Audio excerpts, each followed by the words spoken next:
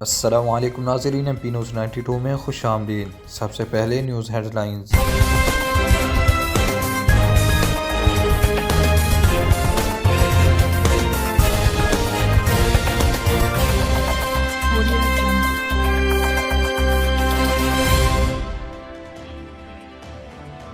Pub جی پر بھارتی نوجوان کی محبت میں مبتلا ہو کر بھارت جانے والی پاکستانی خاتون سیما کون ہے؟ اصل حقائق سامنے آگئے۔ بعض لوگ اس کو بھارتی ایجنٹ بھی کہہ رہے ہیں۔ اس کو نہ صورتوں کا علم نہ کلمے کا۔ پاکستان کی سیما لانگنے والی خاتون کس ملک کے ایجنٹ ہے؟ پاکستانیوں نے پتہ لگانے کا آسان طریقہ بتا دیا۔ پب جی پر بھارتی نوجوان کی محبت میں مبتلا ہو کر بھارت جانے والی پاکستانی خاتون سیما کو ایک طرف پاکستانی بھارتی ایجنٹ قرار دے رہے ہیں تو دوسری جانب بھارتی میڈیا انہیں ISI ایجنٹ قرار دینے پر تلا ہوا ہے۔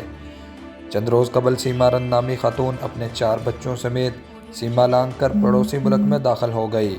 وہاں جب ان کی گرفتاری ہوئی تو معلوم ہوا کہ محترمہ سچن نامی ایک نوجوان کی محبت کا شکار ہوئی ہیں۔ بھارت میں ہندو انتہا پسند تنظیموں میں ایک اصطلاح ایک لو جہاد استعمال کی جاتی ہے، جس کے مطابق مبینہ طور پر مسلمان لڑکی ہندو لڑکوں کو اپنے جال میں پھنساتے اور ان کا مذہب تبدیل کر کے شادی کرتے ہیں۔ ظاہر ہے لو جہاد کا یہ دعویٰ ایک ڈکلوسلے اور پروپیگنڈے کے سوا کچھ نہیں، لیکن اگر اسے حقیقت بھی مان لیا جائے تو سیما کے کیس میں یہ الٹا پڑ گیا ہے۔ ویسے تو سیما خود کو مسلمان بتاتی رہی ہیں، لیکن جب بھارتی میڈیا کے ایک نمائندے نے ان سے ثبوت کے طور پر کچھ قرآن پاک کی صورتیں یا کوئی کلمہ سنانے کو کہا تو ان کا کہنا تھا کہ میں بھول گئی ہوں، سر سوری۔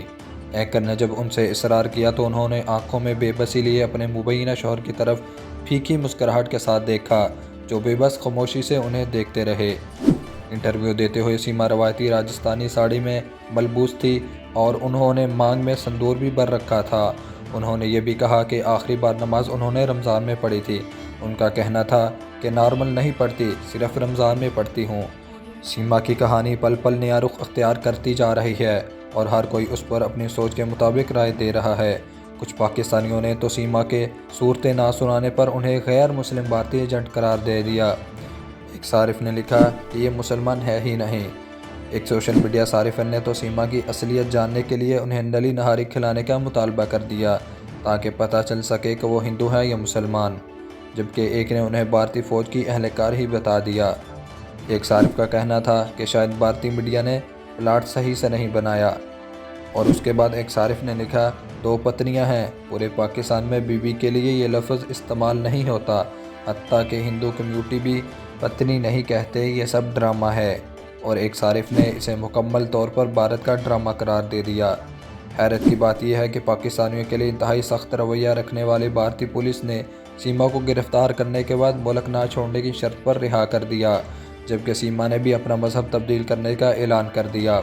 ایک ٹاک شو میں جب سیما کے پاکستانی اور ان کے طرز تکلم پر سوال اٹھایا گیا تو انہوں نے خود کو پاکستانی ثابت کرنے کے لیے سندھی میں جواب دیا اور بیچ بیچ میں انگریزی کے الفاظ بھی استعمال کیے، لیکن ساتھ ہی یہ بھی دعویٰ کیا کہ وہ پڑھی لکھی نہیں ہیں، اس لیے انہیں انگریزی نہیں آتی۔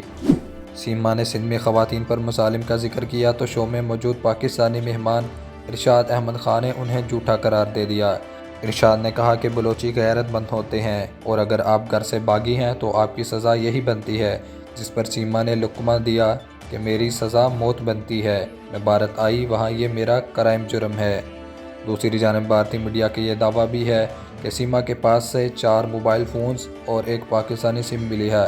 سیما کو کمپیوٹرز وغیرہ کے استعمال کی پوری معلومات ہے۔ اس کے فون سے زیادہ تر چیٹس ڈیلیٹ کی جا چکی ہیں۔ اینکر نے سوال اٹھایا کہ آخر سیما کے پاس 3 فرضی آدھار کارڈ اور 6 پاسپورٹ کیوں تھے؟ اب سیما رن کی شہرت پاکستانی ہے یا وہ ایک بھارتی خفیہ ایجنسی کے ایجنٹ ہے؟